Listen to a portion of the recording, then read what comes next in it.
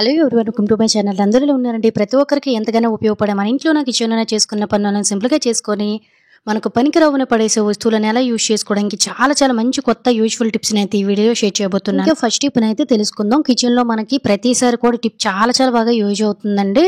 మనం ఒక్కొక్కసారి gas pipe అనేది గ్యాస్ రిపేర్ వచ్చేటప్పుడు కానీ లేదనుకున్నట్లయితే ఈ పైపుని కనుక మనం మార్చాలనుకునేటప్పుడు ఒక్కొక్కసారి గ్యాస్ స్టవ్ నుంచి దీన్ని సపరేట్ చేయాలనుకునేటప్పుడు అంత సింపుల్ అయితే కాదండి. మనం ఖచ్చితంగా ఇతరుల సహాయం తీసుకోవాలి.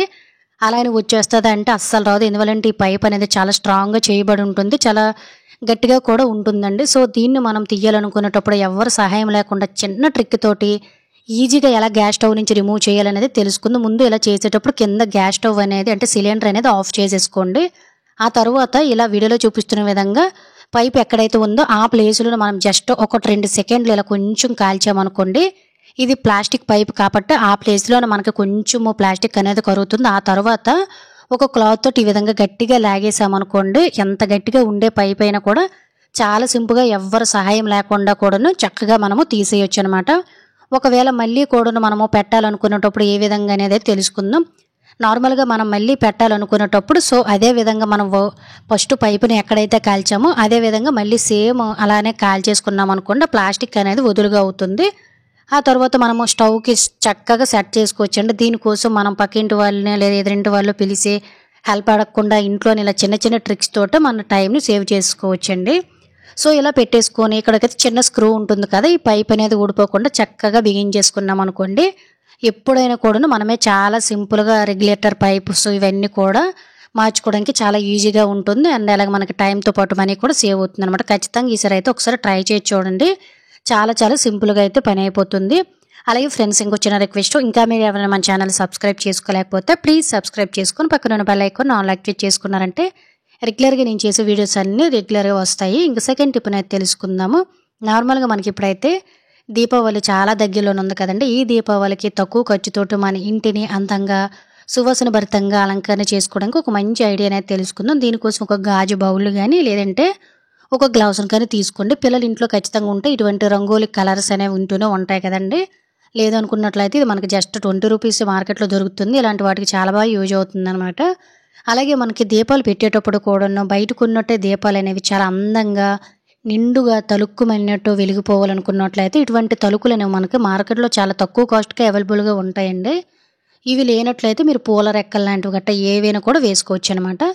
నా దగ్గర ఒక 4-5 కలర్స్ మా పాపకి క్లే కొనేటప్పుడు వచ్చేయండి. ప్రత్యేకించి అయితే నేను వీటిని ఏమీ పర్చేస్ చేయలేదు. ఒక్కొక్క గ్లాస్ కానీ ఒక్కొక్క బౌల్లోని మీరు ఒక్కొక్క కలర్ని సపరేట్ చేసుకోవచ్చు. లేదు అనుకున్నట్లయితే చక్కగా ఇలా అన్ని కలర్ని కూడా మిక్స్ చేసుకున్నట్లయితే చాలా బాగుంటుందండి. ఆ తర్వాత మనము ఇందులోనైతే ఒత్తిని సెట్ చేసుకోవాలి కాబట్టి ఇటువంటి ఒక ప్లాస్టిక్ సీట్ని కానీ లేదు అనుకున్నట్లయితే ఒక ప్లాస్టిక్ మనకి కిచెన్లో దొరుకుతూ ఉంటాయి కదా మార్కెట్లో దొరికే కవర్లు, వాటిల్నైనా కూడా ఈ విధంగా ముందే ప్రిపేర్ చేసుకోవాలి. వీడియోలో చూపిస్తున్న విధంగా ఒక ప్లాస్టిక్ సీట్ని తీసేసుకొని కవర్ను కానీ ఇలా 4 మడతలు పెట్టేసుకొని రౌండ్గా కట్ చేసుకోండి. ఆ తర్వాత పైన చిన్నది ఒత్తు పెట్టుకోవడానికి జస్ట్ చిన్నదంటే చిన్నది ఈ విధంగా చిన్నది హోల్ సెట్ చేసేసుకోండి. చూసారు కదండి. మరి ఒత్తు అనేది పెద్ద కన్నం పెట్టేసామంటే నిలబడదన్నమాట. ఆ తర్వాత ఒక ఒత్తిని మనం చక్కగా పెట్టేసుకొని ఆ ఒత్తిని కూడా మనము ఇందులోని వేసేసుకుంటే సరిపోతుంది. ఆ తర్వాత జస్ట్ 1 నుంచి ఒక 1/2 టీ స్పూన్ వరకు వేసామనుకోండి మనకి గంటలు అయితే కాలుతుందండి. నెమ్మదిగా మనం ఈ విధంగా తయారు చేసిన ఆ బౌల్లోకి కొంచెం ఏ ఆయిల్ అయితే మీరు వాడతారో దాన్ని ఒక 1/2 టీ స్పూన్ 1 టీ స్పూన్ వరకు కూడా వేసుకోండి. 1 స్పూను మనకి నూనె వేస్తే 2 గంటల సేపు కూడా కాలుతుంది. కాలుతున్నంతసేపు మంచి సువాసన అనేది వస్తుందండి. ఎందువల్లంటే నేను ఈ ఆయిల్లో జవాది పౌడర్ని యాడ్ చేశాను. మీరు కావాలంటే పర్ఫ్యూమ్ లాంటివి కూడా యాడ్ చేసుకోవచ్చు. ఇలా తయారు చేసుకుని ఈ కవర్ని మనం ఇలా వాటర్లో పెట్టేసుకొని చక్కగా వెలిగించి చూడండి. దీపం అనేది మనం దీపావళి రోజు లైట్లు ఆఫ్ చేసేసుకొని దీపాలు వెలిగించేటప్పుడు నైట్ అంతా కూడా మనకి ఇల్లంతా చాలా అందంగా సువాసన భరితంగా తక్కువ ఖర్చుతోటి మన ఇంటిని ఈ దీపావళికి చాలా నిండుగా తయారు చేసుకోవచ్చు అనమాట. ఇది మార్నింగ్ టైంలో కాబట్టి ఎలా ఉంది కానీ నైట్ టైం వెలిగిస్తే ఇల్లంతా చాలా అందంగా తలుక్కుమనిపోతుందండి. ఖచ్చితంగా ట్రై చేయండి. ఇంకా 3వ టిప్ అయితే తెలుసుకుందాము. ఇది కూడా మనకి రెగ్యులర్గా చాలా బాగా యూజ్ అవుతుందండి. నార్మల్గా మనం కొబ్బరికాయ అనేది పూజకు వాడేసిన తర్వాత 1 పూటో 2 పూటో పక్కన పెట్టేసామనుకోండి, ఈ విధంగా జంగు పెట్టేసి మనకైతే చాలా వాసన కూడా వచ్చేసి కుళ్ళిపోయినట్టు ఉంటుంది కదా. కొంతమంది పడేస్తూ ఉంటారు. కానీ ఇలా అయిపోయిన కొబ్బరికాయని మనం చట్నీ చేసామనుకోండి, చట్నీ కూడా అదే రకమైన స్మెల్ వస్తుంది. ఇలా స్మెల్ రాకుండా కొట్టేటప్పుడు అంటే కొబ్బరికాయ ఓపెన్ చేసేటప్పుడు మనకి ఎలా అయితే ఉందో ఫ్రెష్గా అలానే తయారు చేసుకోవచ్చు అనమాట. దీనికోసం నేను ఇందులోనైతే కొంచెం సాల్ట్ని అయితే వేస్తున్నానండి. సాల్ట్ అనేది ఇటువంటి ఫంగల్స్ని జిగురుని అంతా కూడా క్లీన్ చేయడానికి చాలా బాగా యూజ్ అవుతుందండి. అలాగే మనలో చాలామంది పచ్చి కొబ్బరి కూడా స్టోర్ చేయాలి, ఎండు కొబ్బరిని కూడా స్టోర్ చేయాలనుకున్నట్లయితే పచ్చి కొబ్బరి స్టోర్ చేయాలనుకున్నట్లయితే శుభ్రంగా కడిగేసుకొని తడిగుడ్డతో తుడిచేసి చిన్న సాల్ట్ రాసి ఫ్రిడ్జ్లో పెట్టుకుంటే 4-5 రోజులు ఫ్రెష్గా ఉంటుంది. ఒకవేళ ఎండు కొబ్బరి మనం చేయాలనుకున్నట్లయితే కొబ్బరికాయని శుభ్రంగా కడిగి తడి లేకుండా చిన్న సాల్ట్ అప్లై చేసి ఫ్రిడ్జ్లో పెట్టుకున్నాం అనుకోండి, సంవత్సరం పాటు కూడా పాడవకుండా ఉంటుందన్నమాట కొబ్బరికాయ. ఈ విధంగా నేనైతే ముందు సాల్ట్ తోటి వచ్చినంత వరకు కూడా ఫంగల్స్ని క్లీన్ చేసేసానండి. తర్వాత షార్ప్గా ఉండే స్పూన్ తోటి నలుపుగా ఉండే మొత్తం జిగురు ఇదంతా కూడా చాలా ఈజీగా క్లీన్ చేసేసాను అనమాట. ఆ తర్వాత వాటర్లోనే 2-3 సార్లు క్లీన్ చేసేసారంటే మీరు చట్నీ చేసేటప్పుడు ఈ కుళ్ళిపోయిన వాసన అనేది ఏమీ ఉండదు. అలాగే కొబ్బరికి కూడా చాలా నీట్గా ఉంటుందండి. ఒకవేళ మీరు ఎండు కొబ్బరి చేసుకోవాలనుకున్నట్లయితే ఇలా కొబ్బరికాయ పూర్తిగా కడిగేసి వాటర్ లేకుండా తడి అంతా తీసేసిన తర్వాత ఒక క్లాత్తో తుడిచేసి చిన్న సాల్ట్ అప్లై చేసేసి ఎండలో 4-5 రోజులు పెట్టేసి ఎండు కొబ్బరి అయిన తర్వాత ఫ్రిడ్జ్లో పెట్టండి. సంవత్సరం అయినా కూడా మనకు పాడవదు. ఈ విధంగా కొబ్బరిని వేస్ట్ చేసుకోకుండా చాలా ఎక్కువ రోజులు నిల్వ చేసుకోవచ్చు. ఇది కూడా మనకి చాలా చాలా బాగా యూజ్ అవుతుందండి. మనలో చాలా మందికి కూడా కాళ్ళు నొప్పులు, వాపులు అనేవి వచ్చేసి చాలా ఇబ్బంది పడుతూ ఉంటాం కదండి.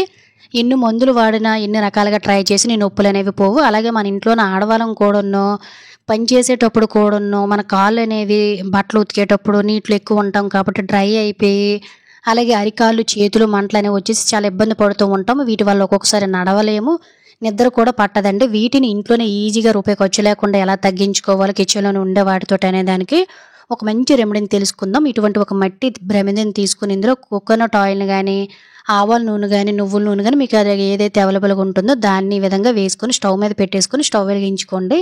ఇందులో చిటికెడు పసుపు, 2 లవంగాలు, 2 వెల్లుల్లి రెబ్బలు, అలాగే కొంచెం వామును వేసేసుకొని చక్కగా దీన్ని అయితే బాయిల్ అవనివ్వండి. అంటే మొత్తం మనకు ఆ స్మెల్ అంతా కూడా అందులో కలవాలన్నమాట. మోకాలు నొప్పులను, అలాగే నొప్పులు, వాపులను తగ్గించడానికి లవంగాలు, అలాగే మనకేంటంటే ఈ వెల్లుల్లి చాలా చాలా బాగా యూజ్ అవుతుందండి. ఇది ఇప్పటి రెమెడీ అయితే కాదు, పాతకాలపు రెమెడీ అనమాట. అప్పట్లో ఎవరికైనా కూడా నొప్పులు వచ్చేటప్పుడు ఇలానే ట్రై చేసి అలాగే మన ఇంట్లోన అమ్మమ్మో నానమ్మో ఉండేటప్పుడు కూడా వాళ్ళకి కూడాను ఏజ్ ప్రభావం బట్టి కూడాను నైట్ అయ్యేసరికి విపరీతంగా కాళ్ళు నొప్పులు, అరిచేతులు మంటలు, అరికాళ్ళు మంటలు అనేవి వచ్చేసి చాలా ఇబ్బంది పడుతూ ఉంటారు కదా. సింపుల్గా ట్రై చేయండి. సో స్టవ్ ఆఫ్ చేసుకొని గోరువెచ్చగా ఉండేటప్పుడు ఎక్కడైతే మనకి ఈ ఆర్థోపెటిక్ పెయిన్స్ అనేవి ఉంటాయో ఆ ప్లేస్లో మీరు కొంచెం అప్లై చేయండి.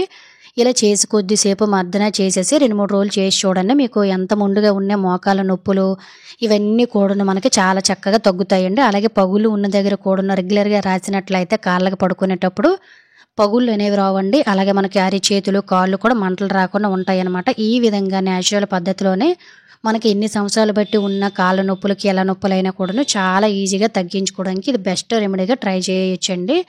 దీన్ని అరికాళ్ళు కూడా నేను రెగ్యులర్గా నైట్ టైం రాయడం వల్ల ఏ టైంలో కూడా మనకి కాళ్ళు అనేవి పాడైపోకుండా, నొప్పులు రాకుండా, మంటలు రాకుండా, ముఖ్యంగా పగుళ్ళు అనేవి రాకుండా స్కిన్ కూడా చాలా స్మూత్గా ఉంటుందన్నమాట.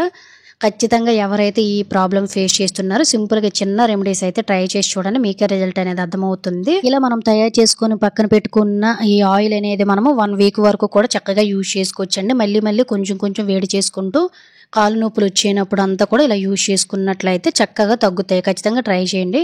సో ఇది ఫ్రెండ్స్ ఈరోజు వీడియోలో టిప్స్ అన్ని మీకు యూజ్ అయిన అనుకుంటున్నాను. టిప్స్ కనుక యూజ్ అయినట్లయితే please like, share, subscribe my channel. Thank you for watching. Bye bye.